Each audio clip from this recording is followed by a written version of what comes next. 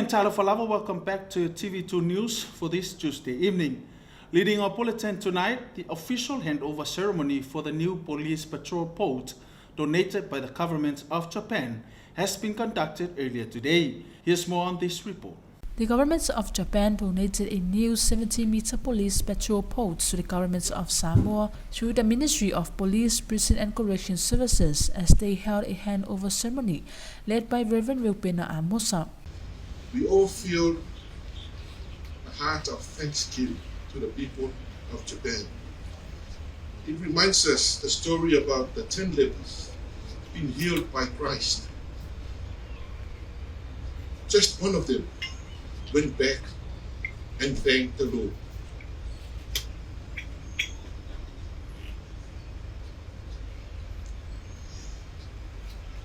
When he realized that he was healed, he turned back and praising God with a loud voice. Heartfelt thanks not only for God's mercy, God's healing, but also being thankful. It emphasizes and strengthens the bond or the relationship between the giver and the receiver. This boat also shows a love and kind support of Japan to Samoa, also to celebrate the 50 years of the diplomatic relations between Samoa and Japan. Also, the assistance reaffirms Japan's commitment and partnership with the governments of Samoa in maritime security. Talofa Lava. Today, I am delighted to officially present this 17-meter vessel, Va Leo Leo Tilafaiga, to the Ministry of Police and Prisons and the government of Samoa. It is fitting that we celebrate this event during the 50th anniversary of diplomatic relations between Japan and Samoa. This boat's arrival coincides with a joyous occasion for both our nations, further strengthening the bond between us. Although the vessel arrived from Japan at the end of last month, it was essential for the Ministry of Police and Prison staff to undergo training and familiarize themselves with its maneuverability. I just had a close look at the boat and confirmed that the boat Tilafaiga is just in shape and fully operational, 27 knots at its full speed. His Excellency Sentake Suke in his remarks stated that the donation of this vessel represents the continued commitments from people and governments of Japan to the people and governments of Samoa, also to support the Samoa Police Maritime Surveillance and Law Enforcement Program. The donation of this vessel represents the continued commitment of the people and government of Japan to the people and government of Samoa's development aspirations. Japan is pleased to provide assistance through its grant aid of the Economic Social Development Program, which highlights the mutual alignment of the goals and priorities of our two governments. This vessel will contribute significantly in strengthening Samoa's maritime security and enhance its capability for preventing illegal activities on its territorial waters. The patrol boat named Tilafaiga is funded Japan's Economic and Social Development Program, which benefits Samoa in so many ways. Today also marks a new chapter in Samoa on maritime security on capacity and givers. Today marks a new chapter in Samoa's maritime security and capacity building endeavors. Together, let us embrace this opportunity and sail out. I understand that in a few months, a bigger boat is coming from Australia, and I look forward to seeing two boats protecting law and order in the Samoan waters. Polau male fatuatua, soifwa ma'yamanu. The Honorable Minister Fiame Naomi Mata'afa in her speech thanked the governments of Japan and their kind assistance. Also, she stated that in a year ago, an exchange of notes between the two governments was signed between Honorable Fauolo Harry Cherry-Schuster, the Minister of Police and Prison of Samoa, and His Excellency Mr. Sentake Suke, the Ambassador of Japan to Samoa. This boat was planned to arrive here in Samoa on June of this year, and it was perfectly timed. I am very pleased to be here this afternoon to witness and celebrate the handover of the police patrol boat, Tila Whainga, funded through the kind assistance of the government of Japan through its economic and social development program. Nearly a year ago, on the 11th of July 2022, the exchange of notes for the patrol boat for the Samoa Police Maritime Unit was signed between Samoa's Minister of Police and Your Excellency Ambassador. The expected arrival date was June of 2023. I am exceptionally pleased to note that the plans and schedules have been perfectly timed, and we are gathered here today to celebrate this undertaking. The new vessel will further enhance Samoa's maritime capability to ensure ongoing protection of her territory waters and marine resources. It will also enhance border protection from external security threats, including transnational crime, illegal immigration, as well as legal, unreported and unregulated fishing. The patrol boats will support police in its effective emergency response services for disasters, such as coastline surveillance and search and rescue operations. At this juncture, I wish on behalf of the government and people of Samoa to thank the government of Japan for the timely delivery of Tila Whainga to help address Samoa's needs for patrolling and surveillance of our waters. The assistance from Japan provides the Samoa Police Maritime with the patrol boat, additional accessories, prefabricated pontoon, and a 5-day operation and maintenance training service, including installation service by the Japanese contractors.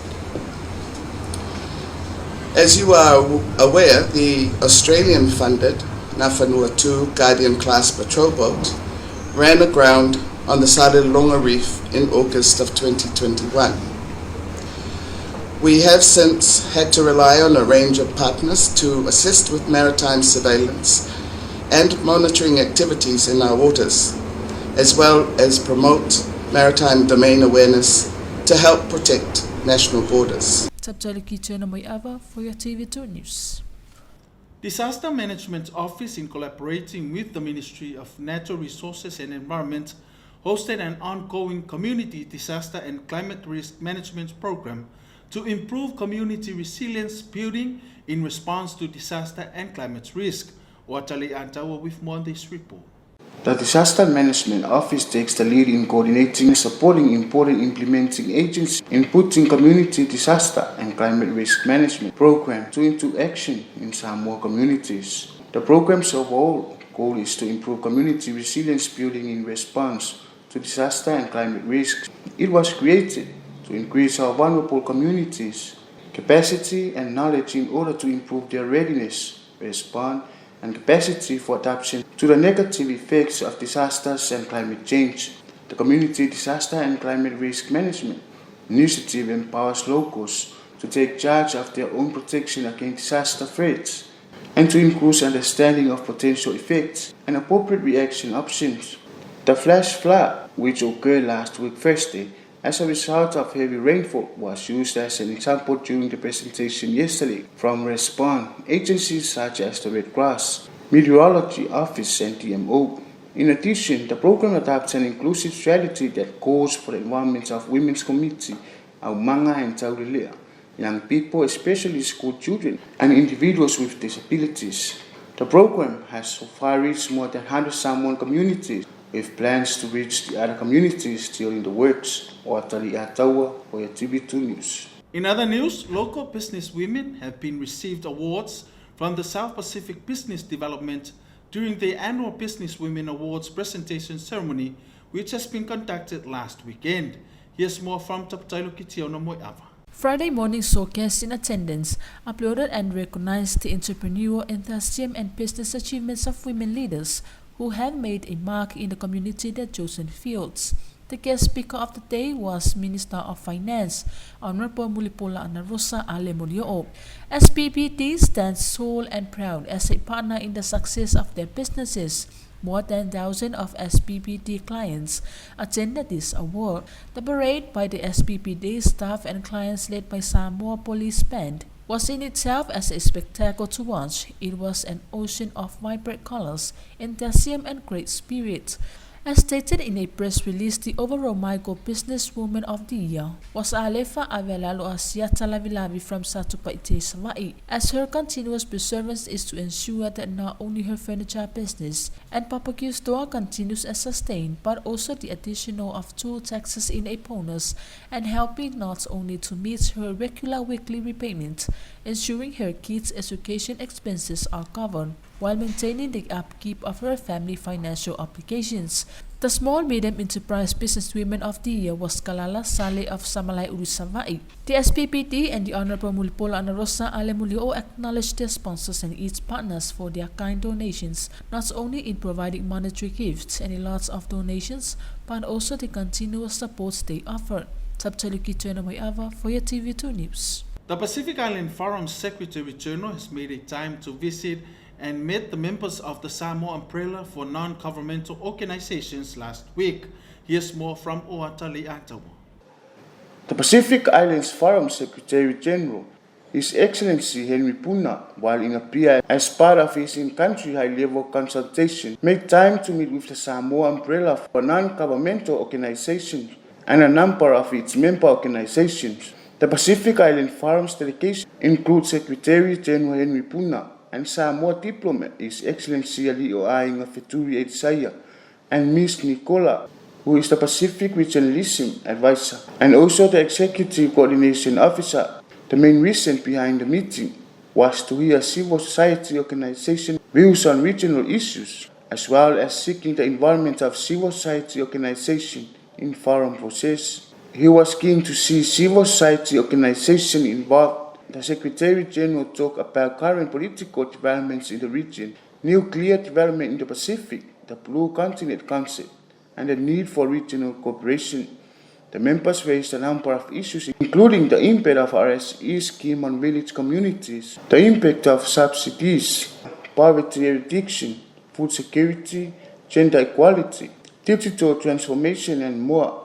Sanko and its members expressed how grateful they were for the opportunity to voice their concerns directly to the Secretary General about impacts faced by community within the Pacific. Oatali Atawa for your TV2 News. And that's the conclusion of your TV2 News for this Tuesday evening. Special acknowledgements for the support from the Samoa Water Authority, which enable us to pile our bulletin for this evening. Manuia telefasa usango tutori ne fiafi, paaftairi pulengor suavai, mo le lango ino lau Samoa taulongolongo tau fasa ifu.